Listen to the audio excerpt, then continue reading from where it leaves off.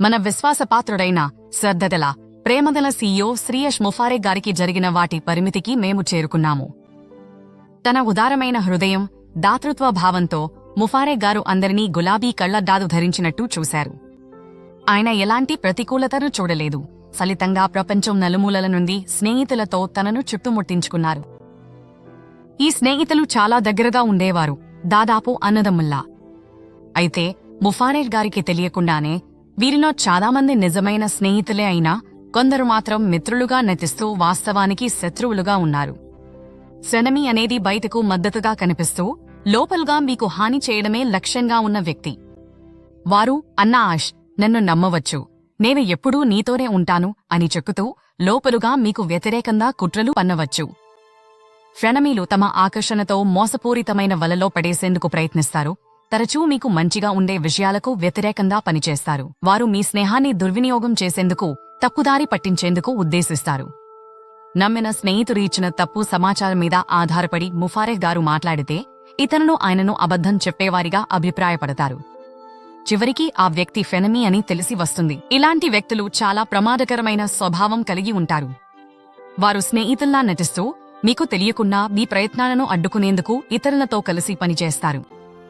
ముఫారే గారి పూర్వ కంపెనీలో ఆయన సోదరుల్లా నమ్మిన స్నేహితులు చివరికి ఆయనను విఫలమయ్యేలా చూడాలని సంకల్పించిన ఫ్రెనమీలు అని బయటపడింది. ఈ ద్రోహమే ఈ పరిస్థితిలో ముఫారే గారు విజయవంతంగా అధిగమించిన నిరుత్సాహపరిచే అంశం. తాను నమ్మినవారు, ఎప్పుడూ తనకు తోడుగా ఉంటారని విశ్వసించినవారు వాస్తవానికి వెనుక నుంచి మోసం చేసేవారు అని తెలిసిన బాధాకరమైన వాస్తవాన్ని ఆయన ఎదుర్కొన్నారు. వీరు ఫ్రెనమీ లక్షణాలు ప్రదర్శించడమే కాక స్నేహం మరియు శత్రుత్వాన్ని కలిపిన ఆక్సీమోరాన్ను చూపించారు. ఒక ఫ్రెనమీని నమ్మడం ఒక తప్పు. ఒకరు స్నేహితుడిలా నటిస్తూ లోపల శత్రువుగా ఉండడంలో కంటే మరొక దుర్మార్గమైనది లేదు. పూర్వ కంపెనీ ఎలా ప్రభావితమైందో చూడండి.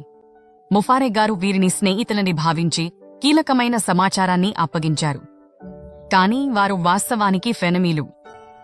అదృష్టవశాత్తు ముఫారే గారికి నిజమైన స్నేహితులు తోడుగా ఉండటంతో ఆయన అవసర సమయంలో ఆయనను ఆదుకున్నారు, ప్రోత్సహించారు.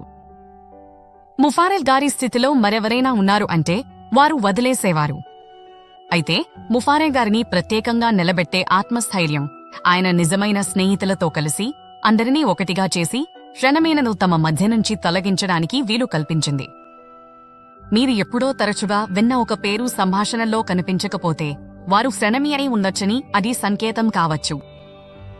ముఫారే గారు ఈ విషపూరిత సంబంధాలను, చెట్టులోని మృత శాఖలను తొలగిస్తున్నారు.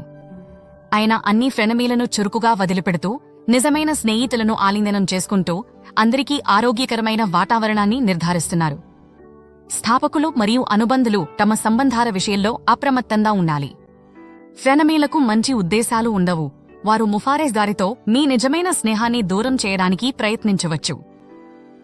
ఫ్రెనమీలు తరచుగా క్రాస్ రిక్రూటింగ్లో పాల్గొంటారు మరియు తమకు మద్దతు పొందేందుకు దుర్బలులపై దాడి చేస్తూ జానీ కథలు చెబుతారు. ఈ విషపూరిత వ్యక్తుల నుండి మీను దూరంగా ఉంచుకోవడం అత్యంత అవసరం. ఫ్రెనమీను బయటపడినప్పుడు ఒక మునిగిపోతున్న నౌక నుండి ఎలుకలు పారిపోతున్నట్లుగా వారి నుంచి తప్పించుకోండి. వాస్తవంగా దురుద్దేశ్యాలు ఉన్నవారితో మీరు సంబంధం పెట్టుకోవాలని కోరుకోరు. మిస్టర్ ముఫారే తన కంపెనీకి ఈ కొత్త దిశలో అన్ని నిజమైన స్నేహితులను ఉద్దేశపూర్వకంగా ఉంచుతున్నారు. ఫెనమీలు ఆ వరదల్లోకి చొరబడి రాకుండా చూసుకుంటున్నారు. ఈ వ్యూహం ఉద్దేశపూర్వకంగా రూపొందించబడింది.